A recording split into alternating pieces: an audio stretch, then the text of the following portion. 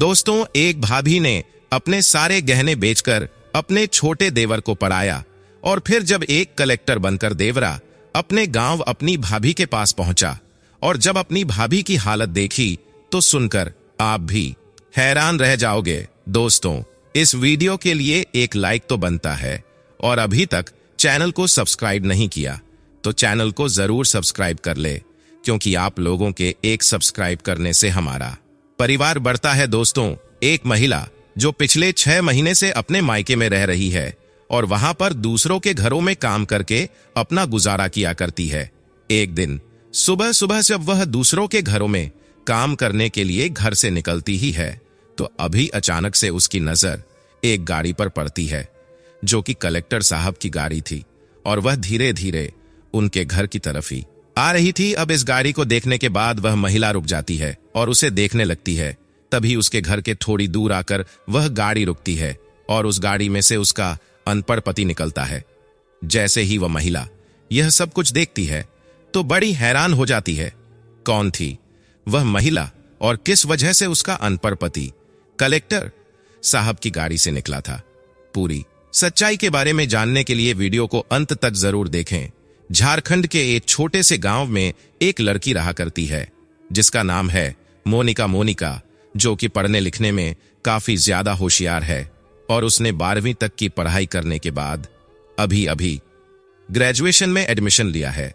मोनिका पढ़ लिखकर एक बड़ा अधिकारी बनना चाहती है, लेकिन उसकी गरीबी उसके सपनों को कुचल रही है, क्योंकि उसके पिता के पास ज्यादा रुपए पैसे नहीं है और वह जैसे तैसे करके अपनी बेटी को सरकारी कॉलेज में पढ़ा रहे हैं।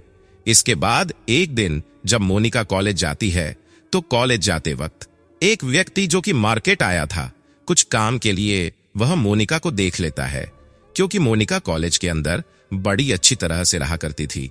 वो और लड़कियों की तरह इधर उधर नजरें नहीं घुमाया करती थी, वो जमीन की तरफ देखते हुए चला करती थी और यह स्वभाव उस व्यक्ति को उस लड़की का पसंद आ जाता है। वह व्यक्ति पास के गांव का जिम्मेदार होता है जिसके पास अच्छी खासी पुश्तैनी जमीन है और उसके 2 लड़के हैं। जब व्यक्ति मोनिका को देखता है तो उसके बाद उस कॉलेज में जाकर मोनिका के बारे में पता करता है और उसे उसके घर का एड्रेस भी मिल जाता है। इसके बाद वह मोनिका के घर जाता है और उसके पिता से उसकी बेटी का हाथ मांगने लगता है। अब मोनिका का पिता जब यह बात सुनता है कि एक बड़े जिम्मेदार मेरी बेटी का हाथ मांगने आए हैं तो वो कहने लगता है कि साहब क्यों मजाक कर रहे हो, हम लोग गरीब जरूर हैं लेकिन हमसे इस तरह का मजाक मत करो। तो वो जमींदार कहने लगता है कि दरअसल तुम्हारी बेटी का रहने का तरीका मुझे बहुत अच्छा लगा और मुझे ऐसी ही बहू अपने बेटे के लिए चाहिए। मुझे दहेज में कुछ भी नहीं चाहिए। अगर तुम्हारे पास शादी करने की व्यवस्था भी ना हो तो मैं अपने पैसों से शादी करा लूंगा, बस तुम शादी के लिए हामी भर लो। अब जब पिता देखता है कि उसके पास पैसों की तंगी भी है और ऊपर से फिलहाल उसकी बेटी की शादी आसानी से हो रही है तो वह भी रिश्ते के लिए हामी भर देता है। और जैसे ही मोनिका कॉलेज से वापस आती है तो उसका पिता उसे बता देता है कि बेटी तुम्हारी शादी के लिए एक रिश्ता आया है और हम लोगों ने हामी भर दी है। बहुत बड़ा घराना है, उनके पास ढेर सारी पुश्तैनी जमीन है और वह जमींदार हैं। पासी के गांव के नामी ग्रामीण लोग हैं और उस घर में अगर तुम्हारी शादी हो जाएगी तो तू रानियों की तरह वहां पर ऐश करेगी। अब यह बात सुनकर बेटी अपने पिता से मना करती है क्योंकि वह पढ़ लिख कर एक बड़ा अधिकारी बनना चाहती है, लेकिन पिता कहते हैं कि बेटी मेरे पास अब जितने पैसे नहीं हैं कि मैं तुम्हें पढ़ा लिखाकर बड़ा अधिकारी बना दूं और उसके बाद भी अगर तुम्हारी पढ़ाई में करवाता भी हूं तो इसकी क्या गारंटी है कि तुम एक बड़ा अधिकारी बन जाओगी। इससे अच्छा तो तुम शादी कर लो, यही ठीक रहेगा। अब बेटी जब पिता के हालात को देखती है और उसकी बातों को सुनती है तो वह भी इस बात के लिए एग्री हो जाती है और कहती है कि ठीक है पिताजी, अगर आप ऐसा चाहते हो तो ऐसा ही हो जाएगा।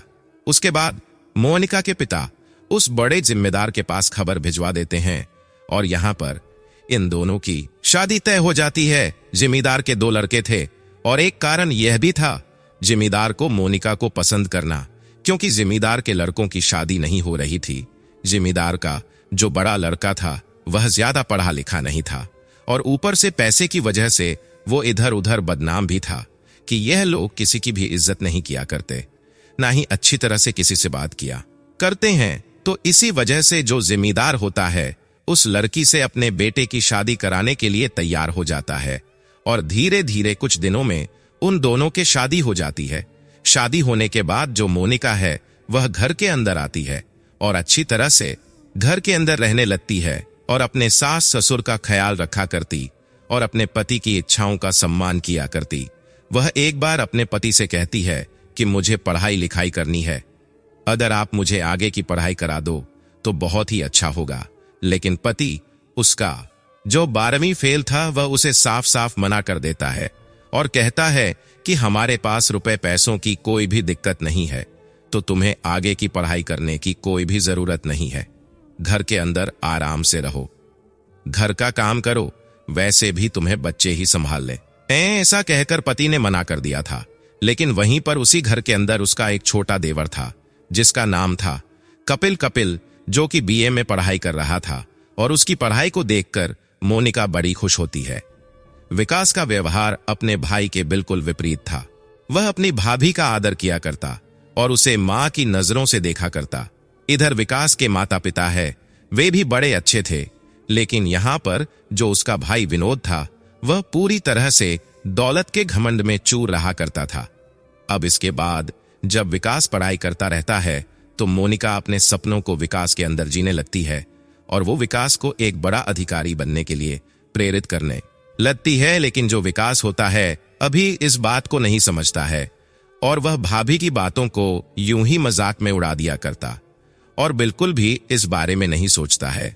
वह पढ़ाई लिखाई में तो अच्छा था, लेकिन उसे पता था कि उनके पास काफी रुपया पैसा है, तो उन्हें इस चीज की जरूरत नहीं है कि वो लोग बड़े अधिकारी बने। वैसे भी अगर वो जीवन भर कुछ भी ना करे तो भी इतनी इनकम परिवार की थी कि जिस इनकम से उनकी जिंदगी आराम से व्यतीत हो जाएगी। इसी वजह से वो फिलहाल अपनी भाभी की किसी भी बात पर कोई भी गौर नहीं देता है। लेकिन तभी एक दिन अचानक से वह एक होटल पर बैठा हुआ था और उस होटल पर कलेक्टर साहब आते हैं, जिनका रुतबा देखकर वो एकदम से हिल जाता है। वहीं के कलेक्टर साहब थे, उनके पास सिक्योरिटी थी और साथ में सरकारी गाड़ी थी और साथ में ड्राइवर भी था। यह सब कुछ देखकर वह पूरी तरह से हैरान हो जाता है और सोचने लगता है कि अगर ऐसा रुतबा हो तो वो इस पैसे के सामने बहुत कुछ है। इसके बाद वह अपनी भाभी की बातों को और भी ज्यादा सुनने लगता है और भाभी उसे बार बार मोटिवेट किया करती है बड़ा अधिकारी बनने के लिए। धीरे धीरे जो छोटा बेटा होता है तब ग्रेजुएशन कंप्लीट हो जाती है और उसके बाद वह कोचिंग करने के लिए बाहर जाना चाहता है। जब बड़ा भाई विनोद यह देखता है कि छोटा पढ़ाई लिखाई करना चाहता है तो पहले तो उससे मना करता है, कहता है कि भाई तू क्या करेगा, घर के अंदर आराम से रहे, कोई भी दिक्कत नहीं है, हमारे पास अच्छा खासा रुपया पैसा है। लेकिन बनावट के दिमाग में जो उसकी भाभी ने उसे बताया था ने कि बड़े अधिकारी का अच्छा खासा रुतबा होता है और पैसे से वो चीज नहीं खरीदी जा सकती, वो सभी बातें घूम रही थी। और साथ में उसने खुद ने अपने आप ही कलेक्टर साहब को भी देख लिया था, तो इसी वजह से वह इस बात के लिए फोर्स करने लगता है। अब बड़ा भाई जब देखता है कि छोटा फोर्स कर रहा है उसकी इच्छा के विरुद्ध, तो वह उसे मना करने लगता है, कहता है कि नहीं, मैं तुम्हें पढ़ने के लिए नहीं जाने दूंगा। अब छोटा भाई जब यह देखता है कि बड़ा भाई मना कर रहा है तो वह उससे लड़ाई करने लगता है और इस लड़ाई के दौरान जो बड़ा भाई है वो कह देता है कि हमारी तरफ से तो कुछ भी कर, लेकिन मैं बिल्कुल भी तुम्हें इस बात के लिए सपोर्ट नहीं करूंगा। अगर तुम्हें आगे की पढ़ाई करनी है तो घर से तुम्हें एक भी पैसा नहीं मिलेगा। दरअसल जो विनोद था फिलहाल घर का बड़ा लड़का था और घर का पूरा चार्ज उसी के हाथ में था। माता पिता भी अपने बड़े बेटे को समझाने की कोशिश करते हैं, लेकिन वह अपने घमंड में काफी ज्यादा चूर था और वह साफ साफ मना कर देता है। इसके बाद जब कपिल को अपने सपने टूटते हुए दिखाई देते हैं तो वह एक शाम को अपनी भाभी से बात कर रहा था। जब उसके घर में उसका भाई नहीं था तभी उसकी भाभी उसे कुछ पैसे लाकर देती है और कहती है कि ये लो कपिल, ये रहे पैसे और इन पैसों से अपनी जिंदगी को बनाओ और एक बड़ा अधिकारी बनकर दिखाओ, लेकिन यह बात तुम्हारे भाई को पता ना चल जाए और तुम यहां से बेशक से जा सकते हो। ऐसा कहकर उसने अपने वो पैसे दे दिए थे जो पैसे वो अब तक इकट्ठा कर रही थी, क्योंकि यहाँ पर बड़े घराने में उसका रिश्ता हुआ था। तो शादी के टाइम पर जितने भी पैसे उसके पास इकट्ठे हुए थे, सभी को उसने एकत्रित करके रख रखा था। अब कपिल को जब पैसे मिलते हैं तो उसके बाद वह अपने माता पिता की आज्ञा लेता है और कोचिंग करने के लिए बड़े शहर में चला जाता है। कपिल वहां पर जाकर कोचिंग करने लगता है। इधर जो विनोद है, उसको यह बात जब पता चलती कपिल यहां से चला गया है, तो उसके बाद उसे बड़ी ही नाराजगी होती है। लेकिन उसने उससे पैसे नहीं लिए थे, तो इसी वजह से वह कुछ भी नहीं कह पाता है। धीरे धीरे समय बीतता है और समय के साथ साथ उसे और भी पैसों की जरूरत पड़ जाती है। इसके बाद वह अपने पिता से इस बारे में बात करता है, लेकिन पिता पूरी तरह से लाचार था, क्योंकि फिलहाल घर का पूरा लेखा झोंका बड़े बेटे के हाथ में उसने सौंप रखा था और बड़ा बेटा बिल्कुल भी नहीं चाहता था कि उसका छोटा भाई पढ़ लेकर कामयाब हो। इसके बाद वह इस बात को लेकर काफी चिंता में रहता है और यह बात कहीं ना कहीं से मोनिका को पता चल जाती है। जब मोनिका को पता चलता है कि उसके देवर को पैसों की जरूरत है, तो इसी वजह से मोनिका अपने ससुर जी को अपने गहनों को निकालकर दे देती है, जो गहने उसके ससुर नहीं उस पर चार आए थे, और कहती है कि इन गहनों को ले जाओ और इन्हें बेचकर कपिल को दे देना, ताकि वो पढ़ लेकर एक बड़ा अधिकारी बने। अब यह सब कुछ देखकर सास ससुर की आंखों में आंसू आ गए थे और वह अपनी बहू को पाकर धन्य बताते हैं। अपने आप को कहते हैं कि बेटी, जरूर हमने कोई अच्छे कर्म किए होंगे जो तू हमारे परिवार में आई है। अगर तू नहीं होती तो बेटे की पढ़ाई बिल्कुल भी नहीं हो पाती। इसके बाद जो कपिल का पिता होता है, उन जेबों को बेचता है और बेचने के बाद कपिल के पास पैसे पहुंचा देता है। वह सभी लोग इस बात को बड़े लड़के यानी कि विनोद से छुपा लेते हैं और चुपके उस परिवार में यह सब कुछ होने लगता है। धीरे धीरे समय बीतता है और समय के साथ साथ जो कपिल होता है वह एक कलेक्टर बन जाता है और उसके बाद वह वहीं से ही यानी कि यहां पर वह वापस नहीं आया था और वहीं से वहीं ट्रेनिंग के लिए भी चला गया था। कपिल ने अपने परिवार में यह बात नहीं बताई थी कि वह कलेक्टर बन चुका है और चुपके से ट्रेनिंग करके वो घर वालों को सरप्राइज देना चाहता था। उसकी अपने माता पिता से बात तो होती थी, लेकिन उसने कभी भी ये बात महसूस नहीं होने दी थी और कहा था कि अभी तो मुझे लगभग 2 साल और लगेंगे। इसके बाद जब कपिल के पिता से पैसों के लिए पूछते हैं तो वो मना कर देता है, क्योंकि उसे पता है कि उसकी भाभी उसके लिए पैसों का इंतजाम करने के लिए बहुत कुछ संघर्ष कर रही है। तो इसी वजह से वो ट्रेनिंग के टाइम में मना कर देता है, क्योंकि फिलहाल उसको सैलरी मिला करती है और वो कह देता है कि अब आपको पैसे देने की जरूरत नहीं है, अब मेरा ज्यादा खर्चा नहीं आता, मैं यहीं से अपना इंतजाम कर लिया करता हूं। उसके बाद धीरे धीरे उसकी ट्रेनिंग जब 1.5 साल की कंप्लीट हो जाती है, तो उसी दौरान ये सभी बातें विनोद को पता चल जाती है कि उसकी पत्नी ने अपने वो पैसे दिए और साथ में सारे के सारे जेवर भी बेच दिए अपने देवर को पढ़ाने के लिए, क्योंकि शाम के समय माता पिता इस बारे में बात कर रहे थे कि हमारी बहू कितनी अच्छी है। और यह सभी बातें विनोद चुपके से सुन लेता है। जब इन बातों को सुनता है तो माता पिता पर चिल्लाने लगता है और ऊपर से अपनी जो पत्नी होती है उस पर पिटाई लगा देता है। कहता है कि जब मैंने मना किया था तो तुमने उसके लिए पैसे क्यों दिए? मैं कुछ भी नहीं हूं और तूने मेरा कहा क्यों नहीं माना? मोनिका उसको बहुत ज्यादा समझाने की कोशिश करती है और कहती है कि पढ़ाई के अंदर बहुत ज्यादा गुण होते हैं, अगर वो अच्छी तरह से पढ़ जाएगा तो लोग तुम्हारी और भी ज्यादा इज्जत करने लगेंगे और तुम्हारा चारों तरफ नाम हो जाएगा। लेकिन जो विनोद होता है उसके दिमाग पर पागलपन का भूत सवार था और ऊपर से वह बवी फेल भी था, तो इसी वजह से उसे यह बात सहन नहीं होती है और वह अपनी पत्नी को रात के समय ही धक्के देकर घर से बाहर निकाल देता है। यह सब कुछ देखकर जो विनोद के माता पिता है उन्हें बुरा तो बहुत लगता है, लेकिन बेटे के सामने वो कुछ भी नहीं बोल पाते हैं और चुपचाप ऐसे ही घर के अंदर रह जाते हैं। इसके बाद मोनिका वहां से अपने मायके चली जाती है और वहीं पर रहने लगती है। वहां पर उनकी हालत काफी ज्यादा खराब थी, तो इसी वजह से जो मोनिका होती है वहां पर दूसरों के घरों में काम किया करती है, ताकि वह अपने परिवार के ऊपर बोझ ना बने और वहीं पर बनी रहे। उसे विश्वास था कि उसका देवर विनोद कभी वापस आएगा और वो उसे यहां से वापस ले जाएगा।